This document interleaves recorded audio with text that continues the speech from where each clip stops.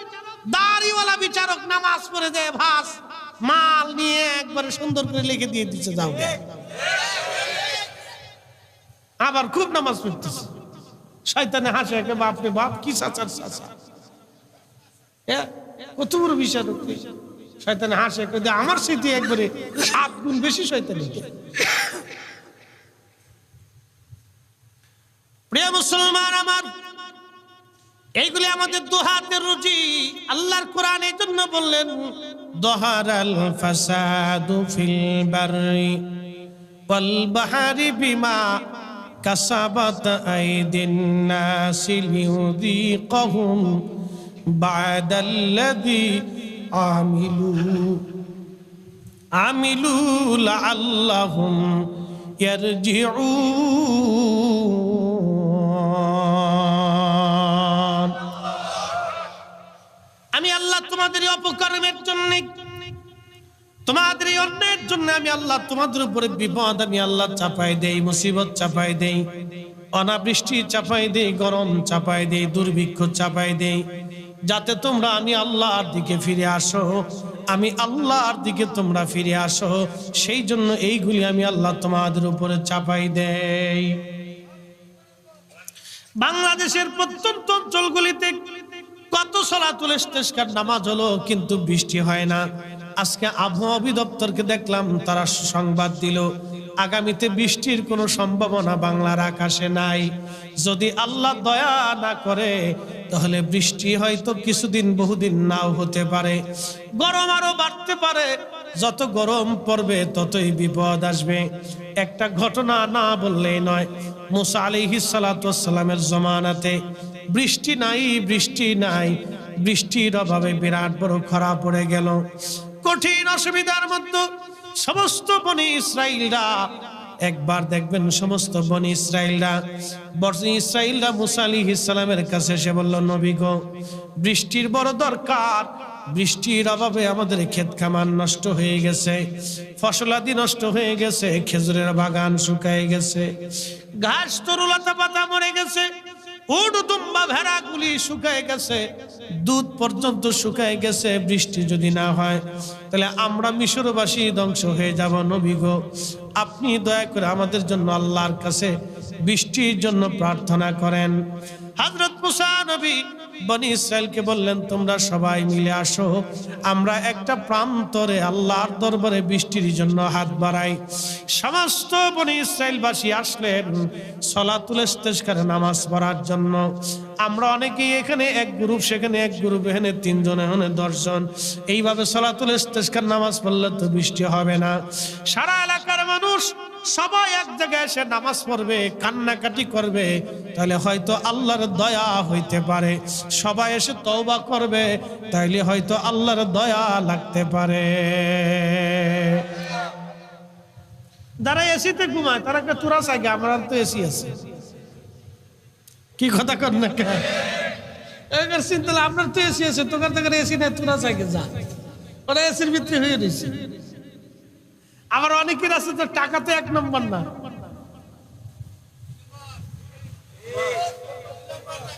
কথা কর না কে? ঢাকা শহরে যারা হাজার হাজার কোটি টাকার মালিক, সবার টাকা কি 1 নম্বর? এত আইবো সালাতুল ইস্তিসকা পড়ার লাগে, এত নিজেই জানে যে আমার টেহাই তো ঠিক না, আমি এসির ভিতরে ঘুমাই, আমি সালাতুল ইস্তিসকা গেলে আরো বৃষ্টি হইব না, ও আইতো না, ওরা পাইবেন না জীবনে। হারিকেন ধরে খুঁজলেও চাষা বাপ করলেও ও নামাজ আইতো। এই যে বনি ইসরায়েলের সমস্ত বনি ইসরায়েলবাসী, লাখে লাখে বনি ইসরায়েল উপস্থিত হলো বৃষ্টির আশায়। লাখে লাখে বনি ইসরায়েল আসলো বৃষ্টির আশায়, বৃষ্টির আশায়। বর্তমান যেটা বনি ইসরায়েল, এটা কিন্তু অরিজিনাল বনি ইসরায়েল না, এলো হলো ভাড়াইটা রোহিঙ্গা। আমরা যেমন রোহিঙ্গাদেরকে জায়গা দিয়েছি, বর্তমানে ইসরায়েল হলো এরকম রোহিঙ্গাদের মতো। ওদেরকে ফিলিস্তিনিরা ২য় বিশ্বযুদ্ধের পরে দয়া করে ফিলিস্তিনে তাদেরকে জায়গা দিয়েছিল। আর ওই সময় পশ্চিমারা, আমেরিকা, ব্রিটিশ, ওরা মিলিয়া এই পশ্চিমা বিশ্ব আমেরিকা, ব্রিটিশ আর ন্যাটো ওরা মিলিয়া এইখানে ইসরায়েলদেরকে অস্ত্র দিল, টাকা দিল, সাহায্য দিল, অস্ত্র শস্ত্র দিয়ে আজকে ফিলিস্তিনের বিরুদ্ধে ওরা লাগাই দিল যুদ্ধ। ফিলিস্তিনের যেখানে তাদের ঘর বাড়ি ছিল, তাদের বংশের হাজার বছর ধরে ওরা এখানে বসবাস করে, ওদের পূর্বপুরুষরা এখানে বসবাস করে। আজকে ফিলিস্তিনিদেরকে হটাইয়া লক্ষ লক্ষ ফিলিস্তিনিদের জায়গা বাড়ি করে দখল করে নিয়া আজকে ইসরায়েল বাড়ি ঘর বানাইছে। ওরা দখলদার, ওরা জালিম, ওরা জুলুমবাজ। ওদেরকে যারা সমর্থন করে, সৌদির বাচ্চা, এরপরে আরব আমিরাতের বাচ্চা, এরপরে আপনার মিশরের বাচ্চা, তারপরে আছে জর্দানের বাচ্চা, ওরা সব কয়টাই ইহুদির পাঁচটা গোলাম, শয়তানের দালাল। কথা বলেন ঠিক কিনা? সব কটা শয়তানের দালাল, ইহুদির বাচ্চা। আরে 70-75 বছর ধরে ফিলিস্তিনের বাচ্চারা পর্যন্ত মাথা নত করে। আপনি দেখেন তো বাড়ি ঘরগুলি বিরান করে ফেলছে বোমা মেরে মেরে। তারপরও বাচ্চাকে যদি জিজ্ঞেস করে আলহামদুলিল্লাহ, হাসবুনাল্লাহু নি'মাল ওয়াকিল, নি'মাল মাওলা, নি'মান নাসির, এই কথা বলে বাচ্চা উত্তর দিয়ে দিতেছে। মা মরে গেছে, বাবা মরে গেছে, ভাই মরে গেছে, বোন মরে গেছে, পরিবারে ও একা ছাড়া কিচ্ছু নেই, তারপরও সে ইসরায়েলের কাছে, ইহুদির কাছে মাথা নত করে নেই।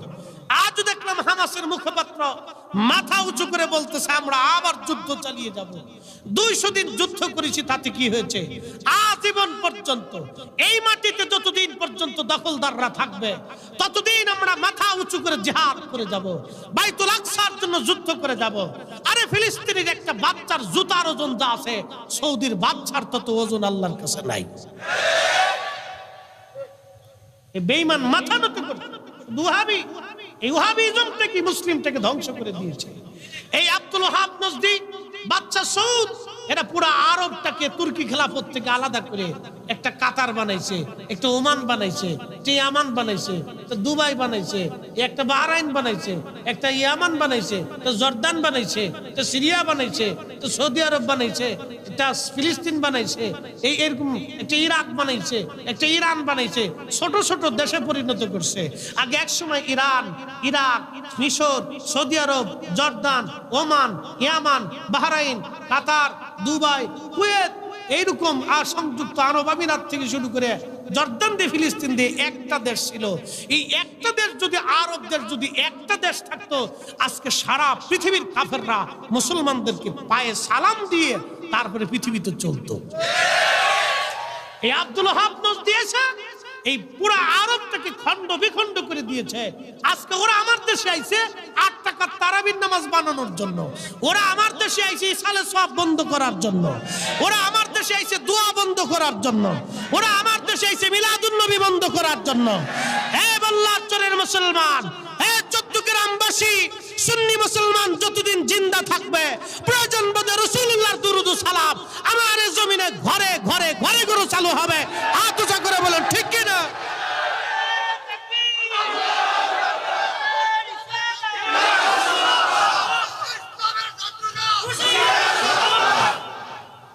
এরকম দিনের দুশ্মনরা ভরে গেছে। ওদের মৌলবীরা আমার দেশে আইছে আজকে 8 টাকার তারাবি বানানোর জন্য, মসজিদে ভেজাল বাঁধানোর জন্য, গ্রামে ভেজাল বাঁধানোর জন্য, আত্মীয়তার ভেজাল বাঁধানোর জন্য, মুসল্লি ইমামের ভেজাল বাঁধানোর জন্য, ভাইপুতের ভেজাল বাঁধানোর জন্য, সন্তান পিতার ভেজাল বাঁধানোর জন্য। এটা শাহজালালের জমিন, শাহপরানের জমিন, শাহ মাকদুমের জমিন, খান জাহান আলীর জমিন, খাজা বাবা আজমিরের জমিন, কুতুবউদ্দিন কাকির জমিন, নিজামউদ্দিন আউলিয়ার জমিন, মুজাদ্দিদ আল ফিসানির দেওয়া ইসলাম, শেখ আব্দুল হক মুহাদ্দিস দেহলভির দেওয়া ইসলাম, শাহ ওয়ালিউল্লাহর দেওয়া ইসলাম। এদেশে কোনো আব্দুল ওয়াহাব নজদির 5টা গোলামের দেওয়া ইসলাম এদেশে চলবে না। হাত উঁচা করে বলেন ঠিক কিনা? এই বাতিল ফেরকা আমার দেশে মাথা চড়া দিয়েছে। আমরা যখন উচিত কথা বলি তখন কে বেদাতি, মাজার হুজারি, ফির হুজারি, বেদাতি, মাজার হুজারি, ফির হুজারি। আমরা বেদাতি, মাজার হুজারি, ফির হুজারি বানাচ্ছি।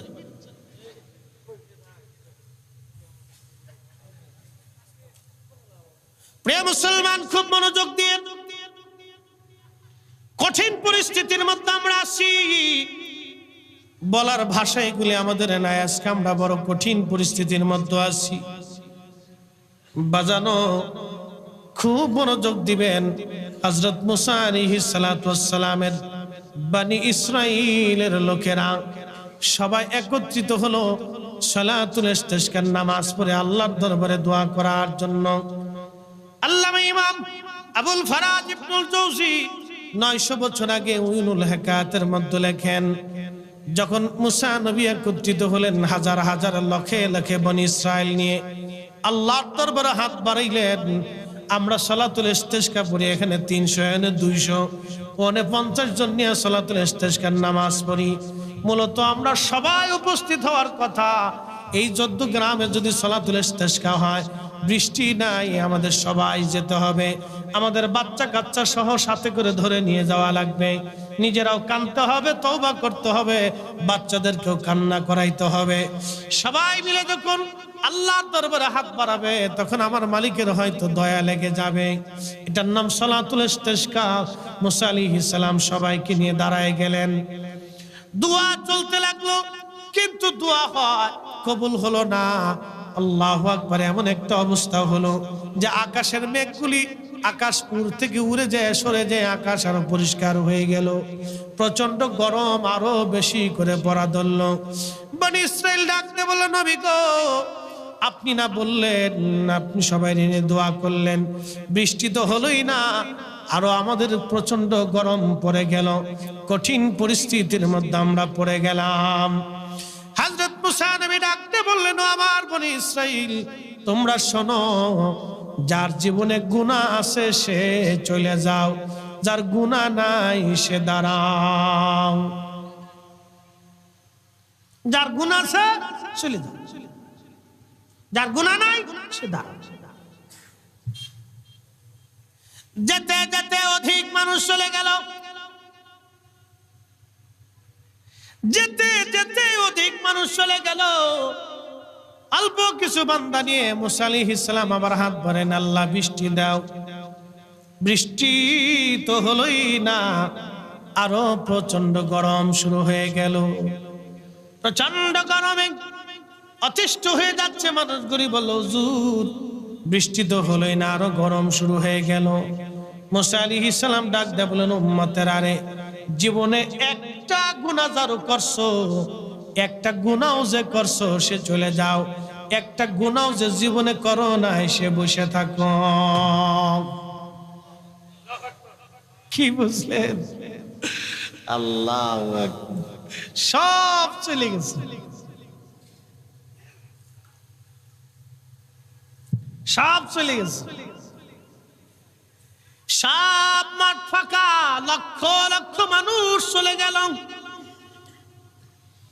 ময়দানের এক কোনায় হযরত মুসা আলাইহিস সালাম তাকে দেখলেন, এক অন্ধ ব্যক্তি বসে আছে।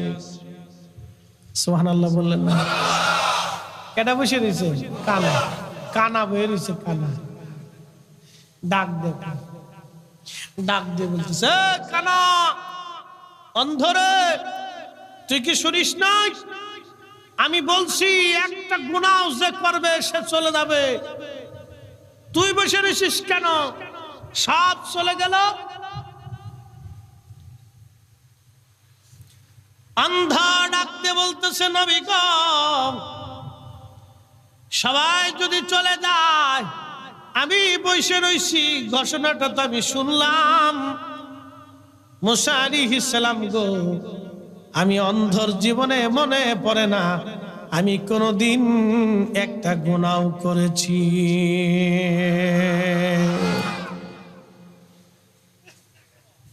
আমার জীবনে মনে পড়ে না যে আমি জীবনে একটা গুনাহ কোনদিন করেছি। চিন্তা করেন, আমার দেশে যে বৃষ্টি হবে কেমনে হবে? কয়দিন আগে কনসার্ট হয়েছে, পাকিস্তান থেকে কি এক শিল্পী এসে গান গায়। ঢাকা শহরের যত নামি দামি ব্যক্তিবর্গের মাইয়েরা, পোলারা জিন্সের প্যান্ট পরে, Dhaka university, Jagannath university, public ইউনিভার্সিটির মেয়েরা জিন্সের প্যান্ট পরে, একবারে আমেরিকান সিস্টেমে তারা পোশাক পরে, গেঞ্জি গায়ে দিয়ে, আহা, অর্ধউলঙ্গ হইয়া নারীরা হাজারে হাজারে লাখে লাখে যুবকের যুবতী নাচতেছে। প্রকাশ, আপনি দেখলে শরীর হিম হয়ে যাবে যে আমি কোন দেশে বাস করতেছি, কল্পনা করতে পারবেন। এই মেয়ে অবৈধভাবে অর্ধউলঙ্গ হয়ে জিন্সের প্যান্ট পরে গেঞ্জি গাইতে, একটা মেয়ে যখন জিন্সের প্যান্ট পরে আর গেঞ্জি গাইতে তো ওর থাকে কি, ও তো ল্যাংটা হয়ে গেলেও কোনো কিছু আসে যায়, ও ল্যাংটা আর ওই একই কথা, কি কথা কর না তো ল্যাংটা আরে একই কথা। একটা নারীর কি আছে না আছে সব বোঝা যায়, তো ল্যাংটা হওয়ার ও তো একই কথা। পুরুষ নারী একসাথে গান শুনতে চান, নাচতেছে, হা হা মুসলমান। বৃষ্টি কেমনে হবে? কেমনে প্রকাশ্য আল্লাহ রাসূল বলেন কিয়ামতের আলামত হচ্ছে নারী পুরুষ প্রকাশ্য জানা হবে। আজকে রমনা গার্ডেন, বলদা গার্ডেন না হলদা গার্ডেন কি ঘোড়ার ডিম, একটা প্রত্যেক জেলাওয়ারি বিনোদন কেন্দ্রগুলি আছে, সি বিচ গুলি আছে। আপনি যায় দেখবেন পয়লা বৈশাখের দিন, 14ই ফেব্রুয়ারির দিন, ছুটির দিনে, ঈদের দিনে, ঈদের পরে বিভিন্ন সময়ে সময়ে বিভিন্ন ছুটির সময়ে হাজারে হাজারে লাখে লাখে যুবক যুবতী এক জায়গা হচ্ছে। কারো মেয়ে, কারো সন্তান, কারো বউ, কারো বেটা, কারো নাতি, কারো পুতি, হা হা যুবক যুবতী এক জায়গা হচ্ছে। কুত্তাই চিন্তা করে তোরা মানুষ হইলি কেন? হ্যাঁ ঠিক আসতে বলেন, জোরে বলেন। কুত্তাই চিন্তা করে দেখি যে তোরা মানুষ হইলি। আমরা কুত্তার তো কাতি মাস আসলে আমরা জায়গা টাকা চিনি না, আল্লাহ আমরা কুত্তা বানাইছি। তোরা মানুষ হইয়ে কাতি মাস নাই, অগ্রহায়ণ মাস নাই, পুষ মাস নাই, বৈশাখ মাস নাই, জ্যৈষ্ঠ মাস নাই, আর আষাঢ় মাস নাই, তোরা মানুষ হইয়া কুত্তা কুত্তির মতো এক জায়গায় আইলি। আমি নাম দিছি, ওরা নাম দিছে বলে গার্লফ্রেন্ড আর বয়ফ্রেন্ড। নতুন সিস্টেম হয়েছে গার্লফ্রেন্ড বয়ফ্রেন্ড, আমি নাম দিছি কুত্তা ফ্রেন্ড। এই পোলাপা নাচতে করিস জোরে ক, নাম কি খারাপ দিছি? কুত্তা ফ্রেন্ড। এই বেহাপনা যদি আমার দেশে না পড়ে গেলি তো বিপদ। ক্যামেরা ধরতেছে, ঠাস করে পড়ে গেলি কেউ যে ক্যামেরা গুলি করে দিছে, আর বিপদ না।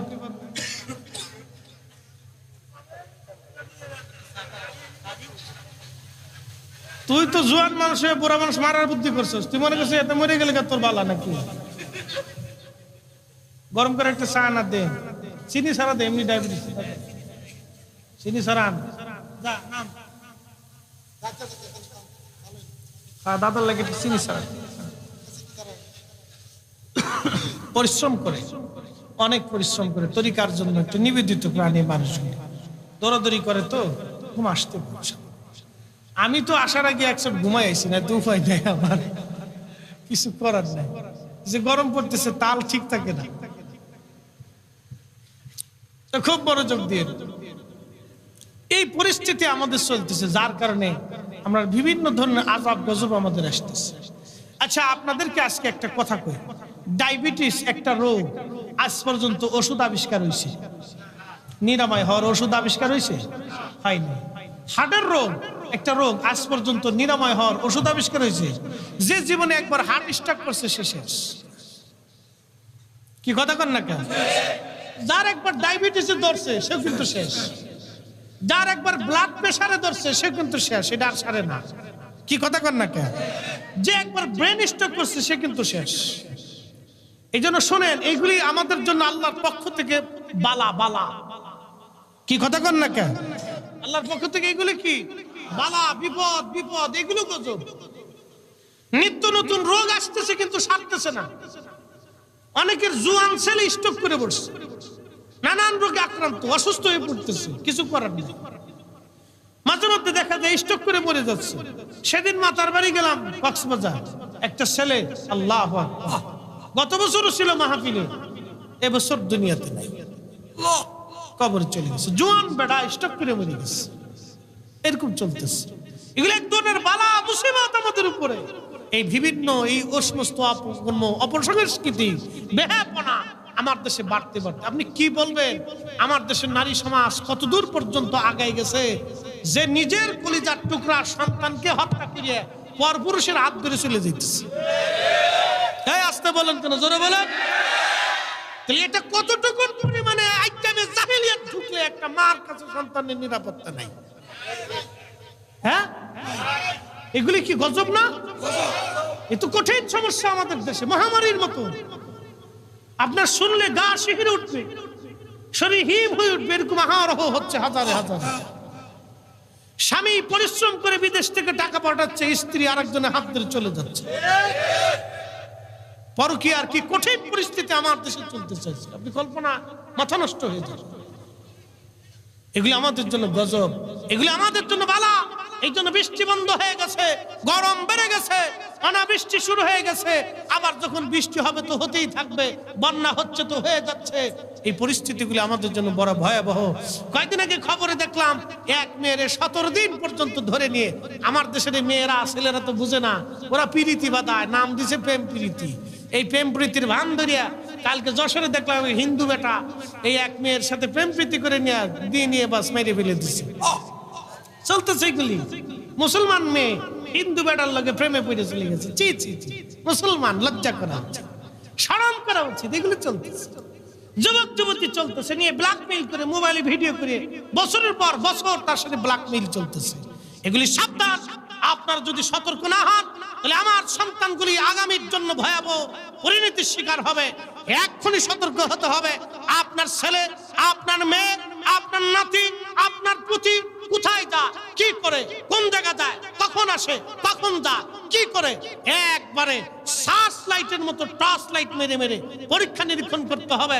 ছোট বাচ্চাদের হাতে মোবাইল দেওয়া যাবে না, ছোট মেয়েদের হাতে এরকম মোবাইল আপনারা দিবেন না। যতই বাপ ডাকুক কাজ হবে না, দাদা ডাকুক আর খালো ডাকুক, ফুফা ডাকুক, দেবেন না। একবারে বাটাম চালান টাইট করে দিবেন, ফুটবল দিয়ে দেন, ওই ক্রিকেট দিয়ে দেন, র্যাকেট দিয়ে দেন, কিন্তু মোবাইল দিবেন না। এগুলি আমাদের অপসংস্কৃতি আমাদের দিকে ঢুকাইয়া আমাদের যুবকের যুবতীদেরকে জানার দিকে নিয়ে এগুলির নিকৃষ্ট বানানোর বুদ্ধি চলতেছে। কথা বলেন ঠিক কিনা?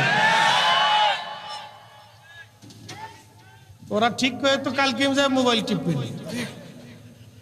ওয়াজের সময় খালি ঠিক ঠিক ঠিক ঠিক কালকে যাবে।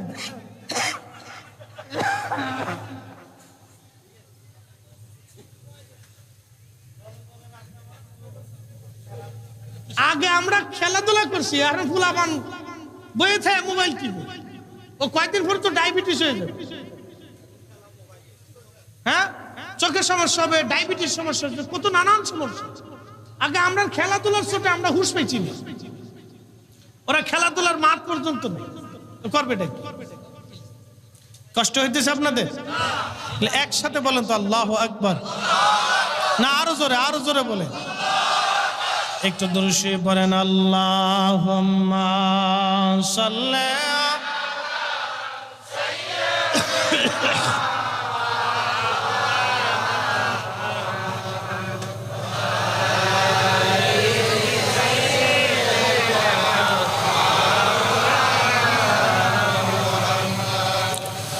ওই নামই আমার গলার মালা, ওই নাম জপে মোর জোড়ায় জ্বালা। আমার সব ভুল হবে না পেলে ওই, আমার সব ভুল হবে না পেলে ওই চরণ তলে ঠাই।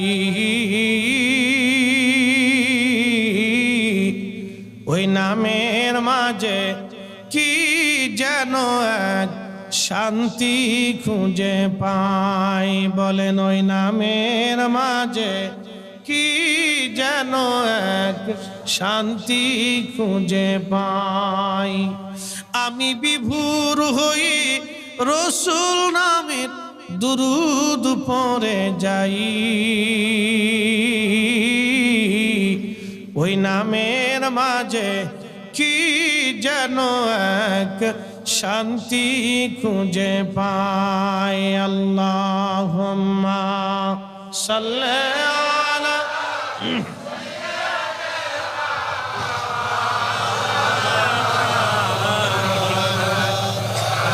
দাঁড়া পরে এত ব্যস্ত হইস না।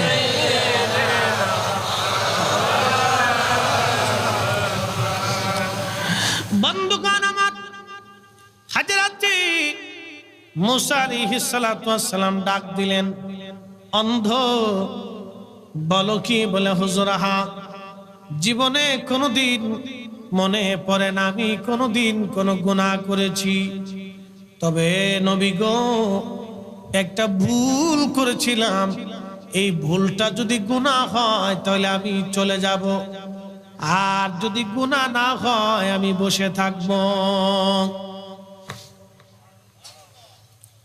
কি ভুল করছিলি রে? বলে, হুজুর, সদর রাস্তা দিয়ে যাওয়ার সময় রাস্তার পাশেই একটা বাড়ি ছিল, এই বাড়ির সদর দরজা উন্মুক্ত ছিল, খোলা ছিল। যখন সদর দরজা খোলা, মুসা নবী গো আমার চোখ ওই সদর দরজা দিয়ে অন্দরমহলে ওই মহিলার দিকে নজর চলে গেল। ঘরের ভিতরে নারীরা তো নিজস্ব হালতে সব সময় থাকে। আপনার আমার মা বোনেরা, আমাদের স্ত্রী এবং সন্তানেরা, পরিবারের সদস্যরা নিজস্ব আঙ্গিকে ঘরের মধ্যে বাড়িতে থাকে। হযরতে মুসা নবী ডাক দিয়ে বললেন, আল্লাহর বান্দা বলো। ওই অন্ধ ডাক দিয়ে বলে, নবী গো ওই সদর দরজা দিয়ে অন্দরমহলে নারীর দিকে আমার নজর চলে গেল। বেগানা নারীর দিকে যখন নজর চলে গেল, আমি তখন চোখটারে ঘুরাইয়া চোখটাকে ধমক দেয়া বললাম, চোখ, আজকে তুই বেগানা নারীর দিকে আমার আজকে ঘুরাই নিয়ে গেছিস, আজকে তোরে আর আমি আস্ত রাখবো না। এই কথা বলে সঙ্গে সঙ্গে আমার চোখটা আমি নষ্ট করে ফেললাম। ও নবী মুসা, শোনো গো, আমি অন্ধ ছিলাম না, পাপ থেকে বাঁচার জন্য আমি চোখ অন্ধ করে ফেলছি। হুজুর, যদি গুনাহ হয় আমি চলে যাব, গুনাহ না হইলে আমি বসে থাকব।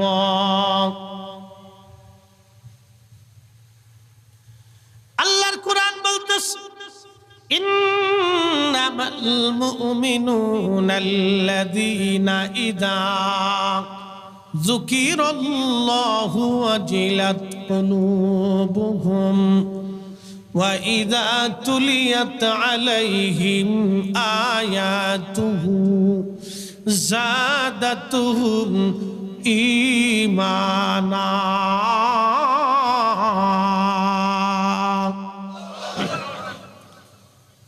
আল্লাহ ডাকতে বললেন, মুমিন তো তারাই যাদের স্মরণে আল্লাহর স্মরণ আসার সঙ্গে সঙ্গে অন্তরটা আল্লাহর ভয়ে থরথর করে কাঁপতে থাকে। তারাই মুমিন, তারা মুমিন, তারা মুমিন, তারা মুমিন, তারা মুমিন। হযরতে মুসা আলাইহিস সালাতু ওয়াস সালাম ডাক দিয়ে বলেন, অন্ধরে, তুমি তো গুনাহ করোই নাই, বরং গুনাহ থেকে বাঁচার জন্য তুমি এমন ভাবে নিজেকে শাস্তি দিয়েছ। যাও হে অন্ধ, তুই হাত বাড়া, হাত না বাড়াইলে আজকে দোয়া কবুল হবে না রে। তুই হাত বাড়া, খোদার দরবারে বৃষ্টি চা। অন্ধ আল্লাহর দরবারে হাত বাড়াই দিয়ে বলে, রাব্বি, জানি গুনার কারণে তুমি বেজার হয়ে গেছো। আল্লাহ, বহুদিনে বৃষ্টি না হওয়াতে জমিন উত্তপ্ত হয়ে গেছে, ফসলগুলি মরে গেছে, গাছপালাগুলি শুকিয়ে যাচ্ছে, উট দুম্বা ভেড়াগুলি দুধ পর্যন্ত শুকায় গেছে। তোমার বান্দাদের কষ্ট হয়, তুমি মালিকের দরবারে আমি গোলাম হাত বাড়াইছি, আল্লাহ বৃষ্টি না দিলে আমি আজকে যাব না। অন্ধ ওই আবিদ, ওই জাহিদ এইভাবে আল্লাহর দরবারে হাত তুলে বিনয় বিনয় কাঁদতেছিল। ইমাম যাহাবী, ইমাম জৌজি রাহমাতুল্লাহি আলাইহি কিতাবের মধ্যে তিনি লিখতেছেন, আল্লাহর আকাশ জুড়ে মেঘ হয়ে গেল, তুমুল আকারে প্রচন্ড গতিতে বৃষ্টি পড়া শুরু হয়ে গেল। চিৎকার মেরে জোরে বলেন আল্লাহু আকবার। তার অর্থ হচ্ছে, আমাদের মতো গুনাহগার বান্দা দিয়ে আল্লাহর 4 পয়সাও কোনো মূল্য নেই আল্লাহর কাছে। এই জন্য আমার পীর মুর্শিদ একটা কথা বলতেন, শত শত মুর্দা দিল মাটির উপরে, তাহার চাইতে অধিক ভালো যদিও কবরে। অর্থাৎ উনি বুঝাইতে চাইলেন এই কথা দিয়া, শত শত মুর্দা দিলওয়ালা বান্দা মাটির উপরে থাকলেও কোনো লাভ নাই, কিন্তু দিল জিন্দা করে আল্লাহর ওলি হয়ে যারা কবরে চলে যায়, যদিও তারা কবরে চলে যায়, তারা মাটির উপরেও ওলি, মাটির নিচেও ওলি। ওই ওলিরা ওই মাটির নিচে ঘুমানোর কারণে আল্লাহ এখনো আমাদের উপরে আকাশ থেকে বৃষ্টি দেয়, গজব দিয়ে আল্লাহ ধ্বংস করে দেয় না, এখনো ক্ষুধা ঠান্ডা বাতাস দিয়ে কলিজা ঠান্ডা বানায়। কথা বলেন ঠিক কিনা? এই জন্য আমি মাঝে মধ্যে বলি, সিন্নি খাইছো মোল্লা চিনো নাই, সিন্নি খাইছো মোল্লা চিনো নাই। আল্লাহর ওলি এ জমিনের ভিতরে থাকবে, কুতুব আবদাল ওলিরা সর্বসময়ের জন্য জমিনের মধ্যে থাকবে, যাদের উসিলায় আল্লাহর আকাশ থেকে বৃষ্টি হয়। হযরতে মিশকাতুল মাসাবির কিতাব, মিশকাতুল মাসাবির বাবুল কারামাতের ভিতরে একখানা হাদিস আসছে, হযরত আলী রাদিয়াল্লাহু আনহু একদিন দোয়া করতেছিলেন। একজন লোক বললেন, ইয়া আমিরাল মুমিনিন, আপনি একটু শামের জন্য বদদোয়া করে দেন, সিরিয়ার জন্য বদদোয়া করেন।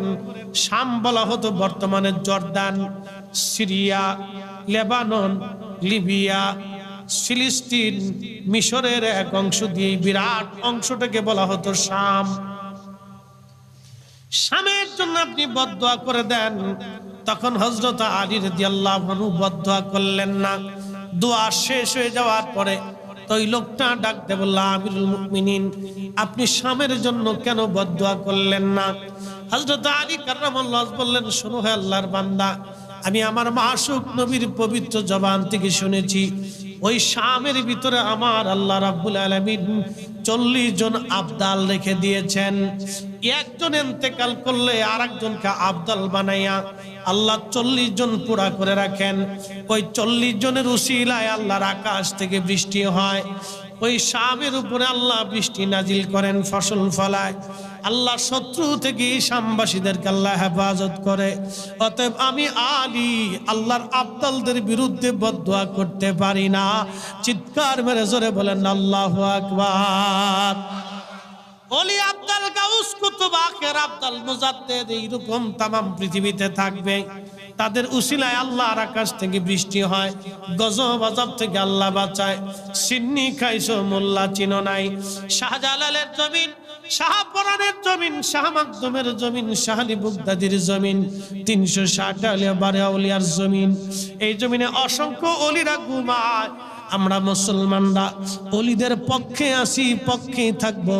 আমরা ওলিদের জামাতের মুসলমান, আমরা ওলিদের দলের মুসলমান, আমরা ওলি বিদ্বেষী মুসলমান না, আমরা আল্লাহর ওলিদের পক্ষের মুসলমান।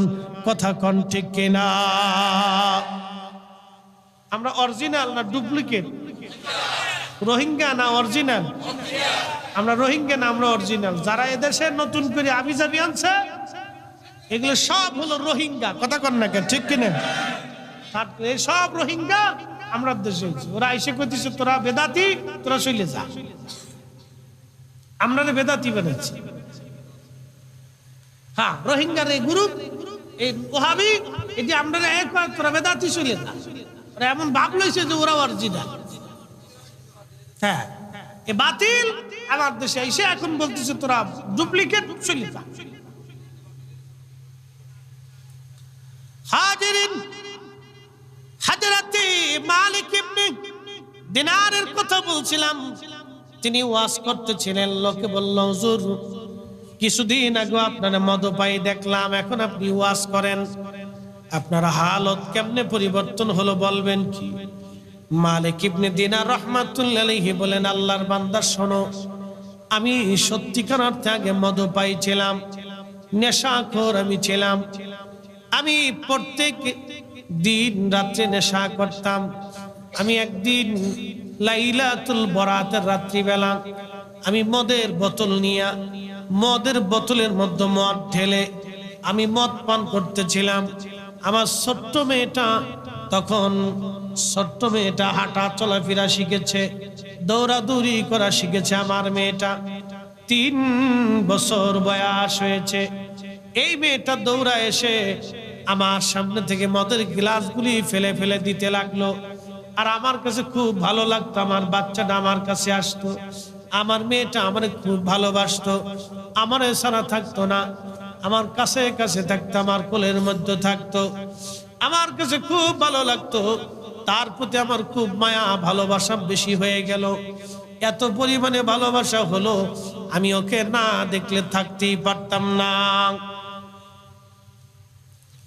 মালিক ইবনে দিনার রাহিমাহুল্লাহ বলতেছে, দুনিয়ার মানুষ তোমরা শোনো, পরের বছর বরাতের রাত্রিবেলা আমি মদ পান করার জন্য মদের বোতল হাতে নিয়ে বসে গেলাম মদ খাওয়ার জন্য, টেবিলে মদ।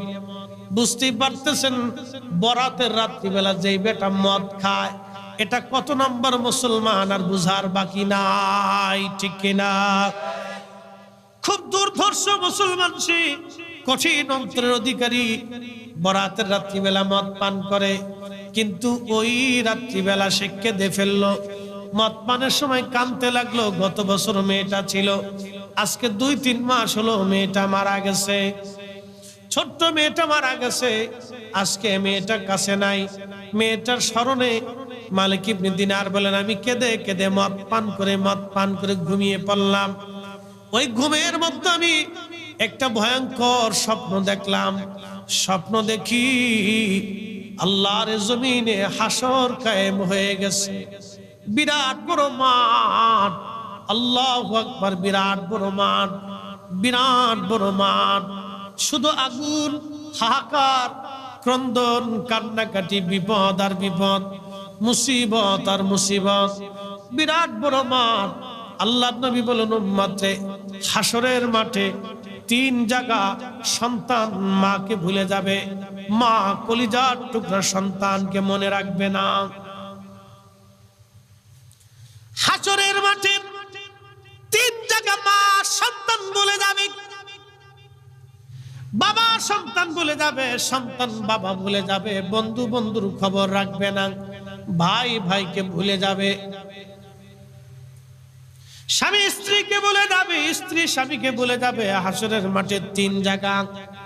1 নম্বর, যখন মিজানের পাল্লায় ওজন শুরু হয়ে যাবে, নেকের পাল্লা ওজন হবে না গুনার পাল্লা ওজন হবে। আব্দুল করিম, বাবার নাম আব্দুল জব্বার, লাব্বাইক ইয়া রাব্বাল আলামিন, আল্লাহর দরবারে দাঁড়ায় যাবে। নেকি বদিগুলি ওজন শুরু হয়ে যাবে। তখনই আল্লাহর বান্দা হিমশিম খাবে। ওই সময় সন্তানের কথা মনে রাখবে না, পিতামাতার কথা মনে রাখবে না, আত্মীয় স্বজনের কথা মনে রাখবে না, নিজের চিন্তায় একেবারে পেরেশান হয়ে যাবে। আর একটু পরিষ্কার করে বলি, ওই যে আমাদের দেশে বিরাট বড় মামলার আসামি, আপনি মার্ডার মামলার আসামি হয়ে গেছেন। আপনি মার্ডার করেন নাই, কিন্তু আসামি হয়ে গেছেন। মামলা যেতে যেতে সুপ্রিম কোর্ট পর্যন্ত মামলা চলে গেল। একেবারে সুপ্রিম কোর্টের শেষ বেঞ্চ, বিচারপতির কাছে মামলা। শেষের দিন আজকে বিচারপতি রায় দিয়ে, বিচারপতি আজকে রায় হয়ে যাবে। মামলার চূড়ান্ত রায় আজকে হবে। এই রায়ের পরে আর কোনো রায় নাই। সমস্ত সাক্ষী তলব কথাবার্তা শোনার পরে বিচারপতি বসে গেলেন, রায় দিবেন তিনি 2 মিনিট পরে। ওই 2 মিনিটটা ওই আসামির জন্য কত বড় কঠিন হবে বলেন তো। সে সন্তান ভুলে যাবে, স্ত্রী ভুলে যাবে, আত্মীয় স্বজনের কথা তখন মনে থাকবে না। একটাই তার চিন্তা, বিচারপতি রায় দিবেন, এই রায়টা কি হবে, আমার পক্ষে হবে না বিপক্ষে হবে। ওই আসামি খুবই চিন্তায় পড়ে যাবে, দুনিয়ার কোনো কিছুর কথা মনে থাকবে না। হাসরের মাঠে ওজনের পাল্লা, নেকির পাল্লা, গুনার পাল্লা ভারী হবে না, নেকির পাল্লা ভারী হবে। যখন ওজন কায়েম হয়ে যাবে, তখন আল্লাহর বান্দারা হিমশিম খেয়ে যাবে। কোটি কোটি হাসরবাসী মানব আর জিন পাগল পারা হয়ে যাবে। সেই দিন কেউ কারো দিকে ভ্রুক্ষেপ করবে না, কেউ কারো খোঁজ বার্তা নিবে না, চিন্তায় পেরেশানির মধ্যে পড়ে যাবে। আল্লাহ নবী বললেন, মিজানের পাল্লায় বান্দা সন্তানকে ভুলে যাবে, সবাই সবাইকে ভুলে যাবে, কেউ কারো কথা মনে রাখবে না। 2 নম্বর আমলনামা ডান হাতে দিবে না বাম হাতে দিবে। যখন সবার আমলনামা ডান হাত বাম হাতে দেওয়া শুরু হয়ে যাবে, নেককারদের আমলনামা সামনে দিয়ে ডান হাতে দেওয়া হবে, বদকারদের আমলনামা পিছন দিক দিয়ে বাম হাতের মধ্য দিয়ে দেওয়া হবে। এই কঠিন পরিস্থিতিতে হাসরের বাসী মা সন্তান ভুলে যাবে, সন্তান বাবা মাকে ভুলে যাবে। এই সময় কেউ কারো কথা মনে রাখতে পারবে না, কঠিন হিমশিম খেয়ে যাবে। এই সময় বাঁচতে যদি চান, 14 গ্রামবাসী আল্লাহর হুকুম না মাইনে গেলে মহা বিপদ। এই সময় যদি বাঁচতে চান, আল্লাহর জিকিরে নিজের জিহ্বাকে সিক্ত করে যান। এই সময়টা যদি বাঁচতে চান, আমার রসুলের গোলামি করে যান। কারণ এ সময় নবী ছাড়া আর কেউ আপন হবে না, নবী ছাড়া আর কেউ আপন হবে না। কথা বলেন না কেন, ঠিক কিনা? ওই নামই আমার গলার মালা, ওই নাম জপে মোর জুড়াই জ্বালা। আমার সব ভুল হবে না পেলে ওই, আমার সব ভুল হবে না পেলে ওই চরণ তলে ঠাই। ওই নামের মাঝে কি যেন এক শান্তি খুঁজে পাই। আল্লাহুম্মা সাল্লি আলা, জবান খুলে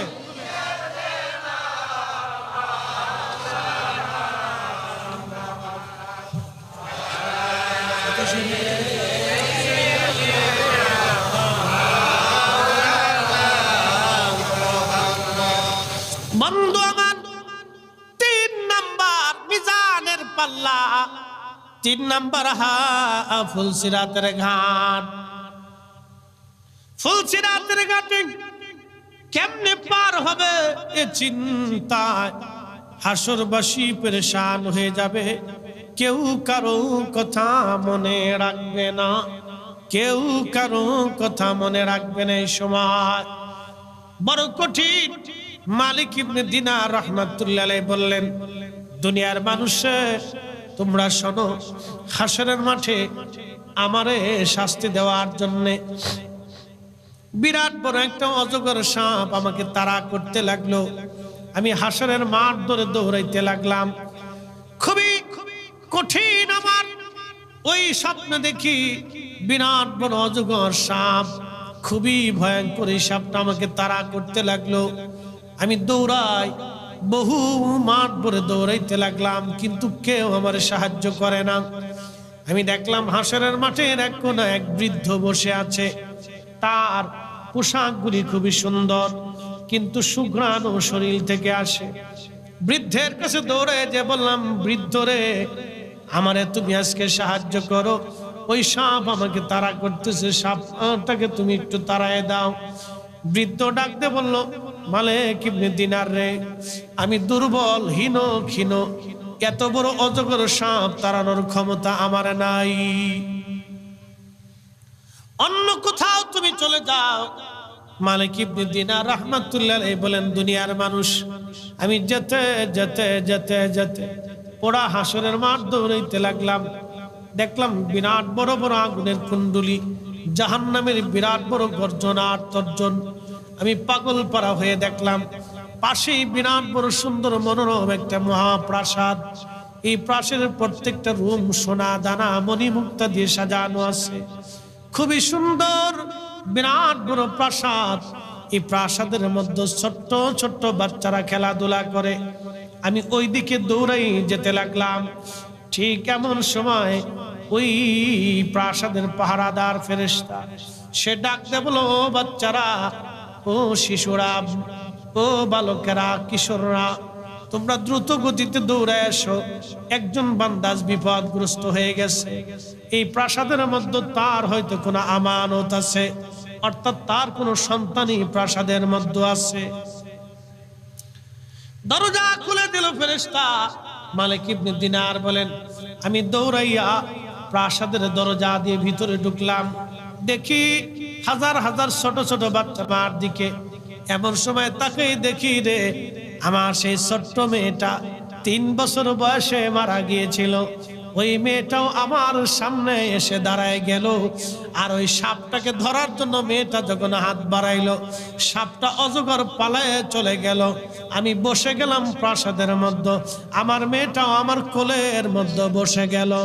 চিৎকার মেরে জোরে বলেন আল্লাহু আকবার। তুমি রহমান, তুমি মেহেরবান, বলেন তুমি রহমান, তুমি মেহের। অন্ধ গাহে না শুধু তোমারি গুণগান, অন্ধ গাহে না শুধু তোমারি গুণগান, বুঝেও বুঝে না তবু শান। তুমি রহমান, তুমি মেহেরবান, তুমি রহমান, তুমি মেহেরবান। কষ্ট হইতেছে আপনাদের? খুবই মনোযোগ, লম্বা কথা বাড়াবো না, বেশি রাত্রে করেও কষ্ট দেব না।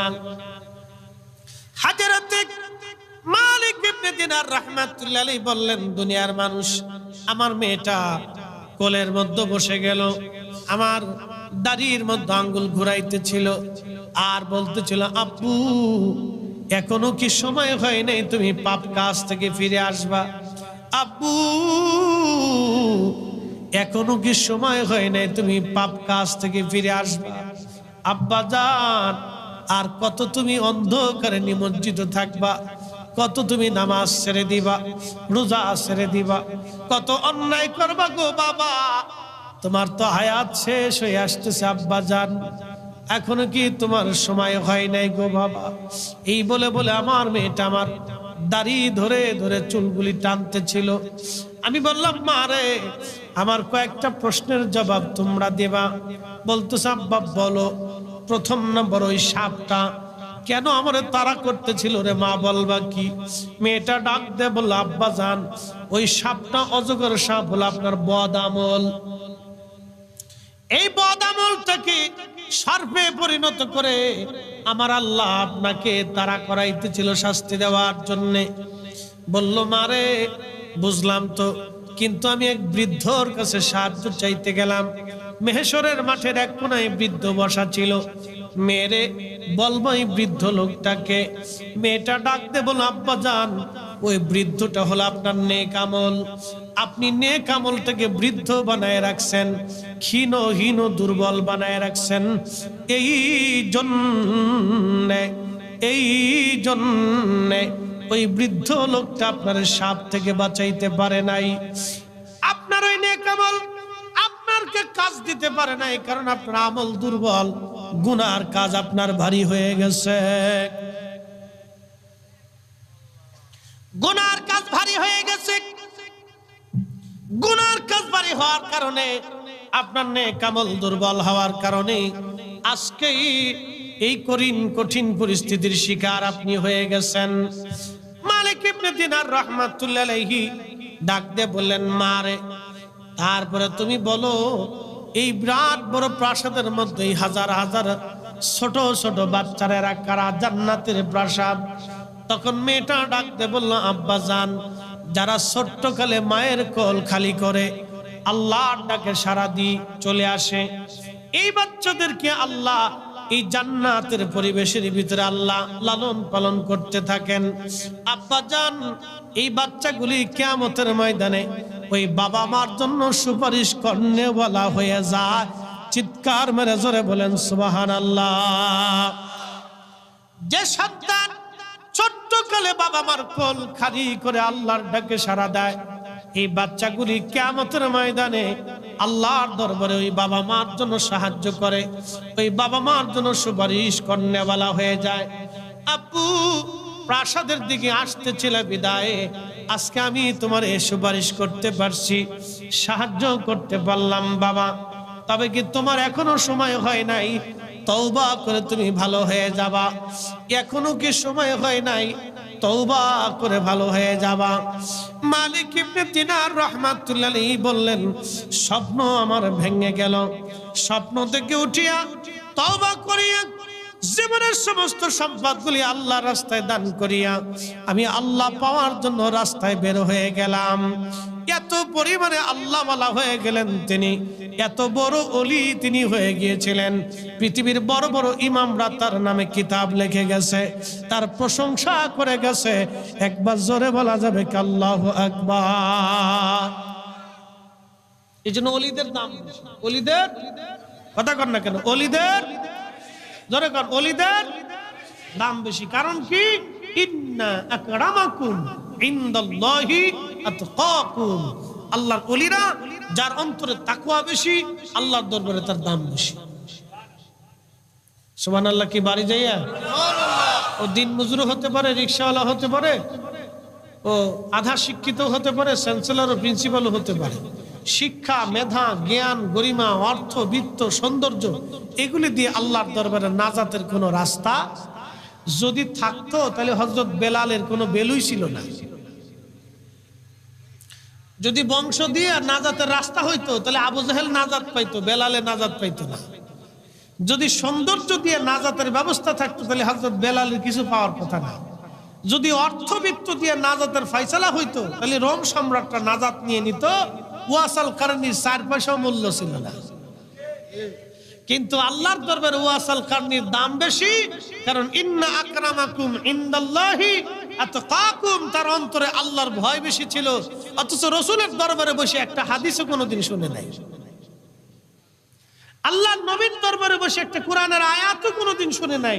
কিন্তু তার মর্যাদা এত বিরাট হয়ে গেল যে আল্লাহ রাসূল হযরত ওমরকে বলেন, ওমর রে, যদি কোনোদিন ওয়াসাল কারণীর সাথে তোমার সাক্ষাৎ হয় তাহলে তার কাছ থেকে দোয়া চেয়ে নিও তোমার মাগফিরাতের জন্য, আর আমার উম্মতের মাগফিরাতের জন্য ওয়াসাল কারণীকে দোয়া করতে বইলো।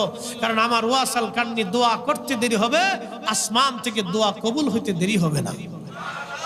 তাহলে ওলিদের দরকার আছে না নাই? ওলিদের সোহবতে যাওয়ার প্রয়োজন আছে না নাই? ওলিদের মজলিসে বসার দরকার আছে না নাই? আল্লামা জালালউদ্দিন রুমি রাহমাতুল্লাহ এই জন্য বলছেন, এক জমানে সোহবতে বা আউলিয়া বেহতরা সদ সোলে তাত বেরিয়া খাক সৌমর দানে হক রাজিরে পা খাক বরসর কুন হাসদরা হামসুমা দিদানে দানা ইবাদত ইবাদ ফতেহ আবওয়াব সাআদত ইবাদ গরত সঙ্গে খারা আমর মরশুবি সব সাহেব দিল রসি গৌহর ছবি। চিৎকার মেরে জোরে বলেন না মারহাবা। অসুবিধা লাগে? বুঝা যায়? তাহলে ওলির সাথে মোহাব্বত রাখার দরকার আছে না নাই? কেন আছে বুঝাইতেছি। বিশ্ববিখ্যাত আল্লাহর ওলি, তার নাম হযরতে জুনাইদ আল বুগদাদি। উনি আগে কুস্তিগীর ছিলেন, মারামারি করতেন, রেসলার ছিলেন, খুব শক্তিশালী কুস্তিগীর ছিলেন, ওনার কেউ হারাইতে পারত না, খুব যোদ্ধা ছিলেন। কিন্তু সর্বশেষে ওলি হয়ে গেলেন। তো ওনার দরবারে এসে ওনার এক মুরিদ ভক্ত এসে বসে বলতেছে, হুজুর, কোরআনের আয়াতের একটা মর্ম আমার বুঝে আসে না। বলে, কোন বিষয়টা তুমি বুঝো না, দয়া করে বলবা। বলতেছে, হুজুর, আল্লাহ বলছেন, ইয়া আইয়ুহাল্লাযীনা আমানু তাকুল্লাহ, ও ঈমানদার, তোমরা আল্লাহকে ভয় করো। এরপরে আল্লাহ বলছেন, ওয়াকুনু মা'আস সাদিকিন, আমার ওলিদের সোহবতে চলে যাও, আমার ওলিদের মজলিসে বসো, সাদিকদের মজলিসে বসো, সাদিকদের সোহবতে চলে যাও, সাদিকদের মহব্বতে বসো। আমি বুঝলাম না যে আল্লাহ ইত্তাকুল্লাহ দিয়ে আল্লাহকে ভয় করতে বললেন, এরপরে আবার আল্লাহ সাদিকদের মজলিসে বসতে বললেন, কারণটা কি? কারণ ইত্তাকুল্লাহ দিয়ে আল্লাহ সব বুঝাইছে। ইত্তাকুল্লাহ মানে আল্লাহকে ভয় করা। আমার দিকে তাকান, যে আল্লাহকে ভয় করে সে নামাজ পড়ে না সারে? না, জোরে বলেন, জোরে জোরে জোরে। যে 100% পিওর আল্লাহকে ভয় করে সে 100% পিওর ভাবে নামাজ আদায় করে। কথা কন ঠিক কিনা? সে কখনো সুদ খাবে, কথা কন না, সুদ খাবে, ঘুষ খাবে, জমিনের আইল নিয়ে ঠেলাঠেলি করবে, আরেকজনের টাকা মাইরে দেবে, ভাই বোনের আত্মীয় স্বজনের হক নষ্ট করবে, জোরে বলেন, রাষ্ট্রের হক নষ্ট করবে, জনগণের টাকা চুরি করে বিদেশে পাচার করবে। যার অন্তরে আল্লাহর ভয় আছে সে অন্যায় করতে পারে না। তো আল্লাহ তো ইত্তাকুল্লাহ দিয়ে আল্লাহকে ভয় করতে বলছে, এক বাক্যে আল্লাহ বলে দিয়েছেন আমি আল্লাহর আইন তুমি মাইনে চলো। কিন্তু এরপরে আল্লাহ ওয়াকুনু মা'আস সাদিকিন দিয়ে ওলিদের মজলিসে কেন যাইতে বলল? জুনাইদ বাগদাদীকে প্রশ্ন করতেছে তার মুরিদ। তখন জুনাইদ বাগদাদী তাকে এক সুন্দর উত্তর দিয়ে বলেন, বাবা তোমার শরীরে কি পাখার বাতাস লাগতেছে? বলতেছে, হ্যাঁ হুজুর, আমার শরীরে পাখার বাতাস লাগে। বলতেছে, কেন বাতাস লাগে? বলে, আপনার খাদেম আপনার পিছনে দাঁড়াইয়া পাখা দিয়ে আপনাকে বাতাস দিচ্ছে, ওই বাতাসটা আপনার কাছে বসার কারণে আপনার গায়ে লাগেও আমার গায়ে লাগতেছে। আর জোরে বলেন আল্লাহু আকবার। হযরত জুনাইদ বাগদাদী রাহমাতুল্লাহ আলাইহি বলতেছে, বাবা রে তুমি কি কোরআনের সে আয়াত পড়ো না, ইন্না রাহমাতাল্লাহি করিবুম মিনাল মুহসিনিন।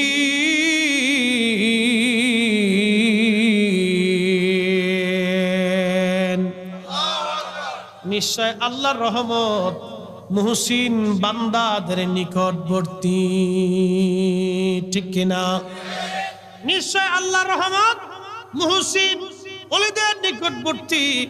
বাবারে আমার গায়ে আমার খাদেম বাতাস দেওয়ার কারণে তুমি আমার সোহবতে বসার জন্য, যদি তোমার গায়ে বাতাস লাগে ও বাজান আমার, তাহলে শোনো আল্লাহ কেন অলিদের মজলিসে যাইতে বললেন। অলিদের কাছাকাছি সোহবতে মহাব্বতে যারা বসে, আল্লাহর অবারিত রহমত, সাকিনা, সন্তুষ্টি, আল্লাহ রাজামন্দি আল্লাহ তার অলির উপরে দিয়ে রাখছে।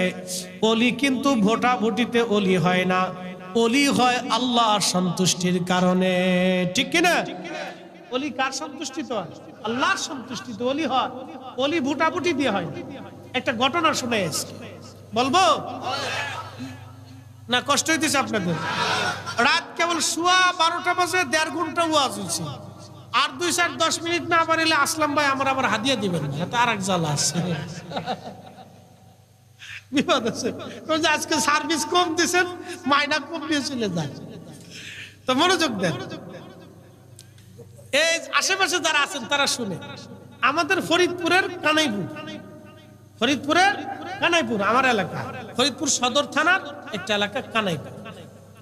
এই কানাইপুর এলাকায় এক ধনাঢ্য ব্যক্তি ছিল, আমাদের এলাকায় খুব ধনাঢ্য ব্যক্তি ছিল।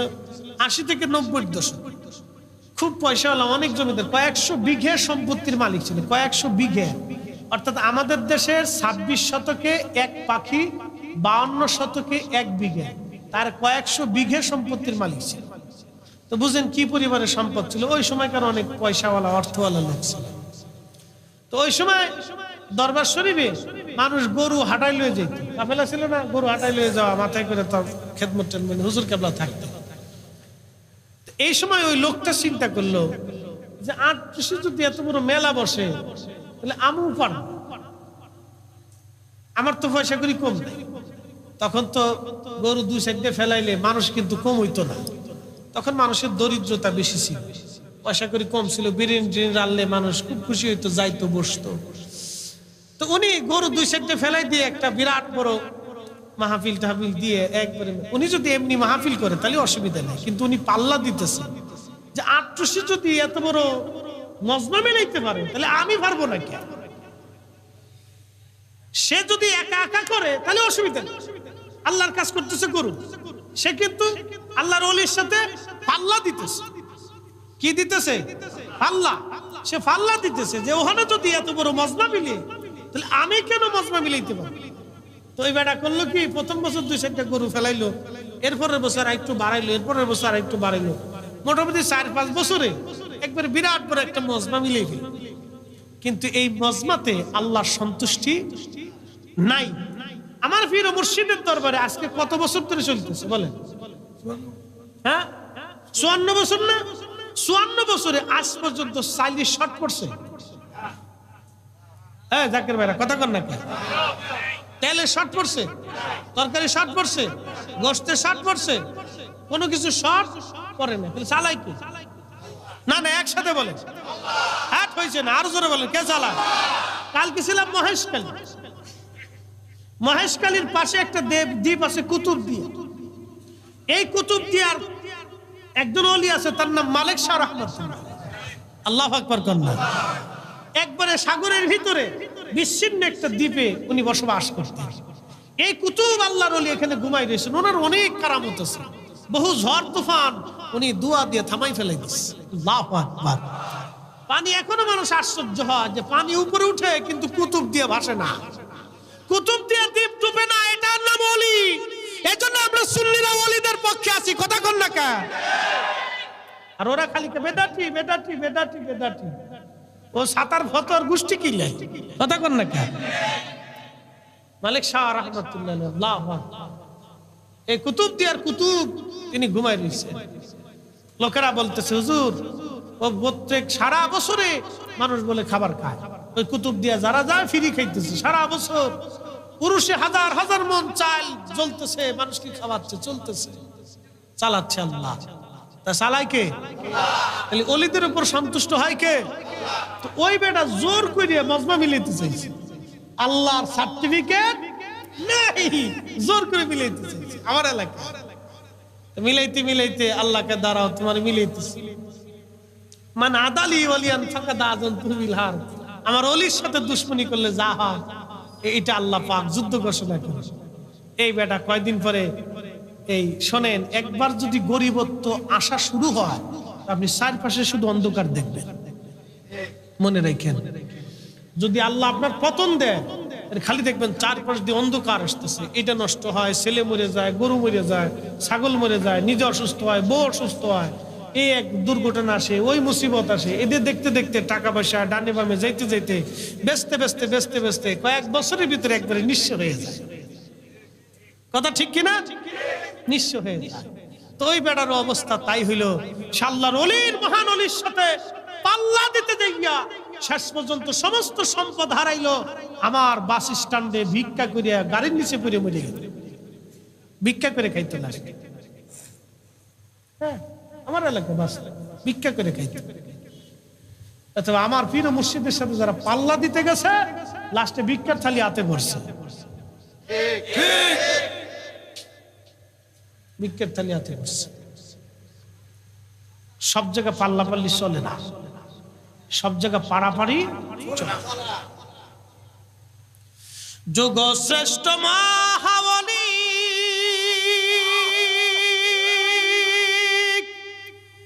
আমার মুর্শিদ মাওলানা, ঠিক কিনা? ওরে এক নজর দেখলে যারে দিলের জ্বালা থাকে না। ওরে এক নজর দেখলে যারে দিলের জ্বালা থাকে না। ইশকের গভীরতা যদি রে জানিতে চাও কামেলের পদ তলে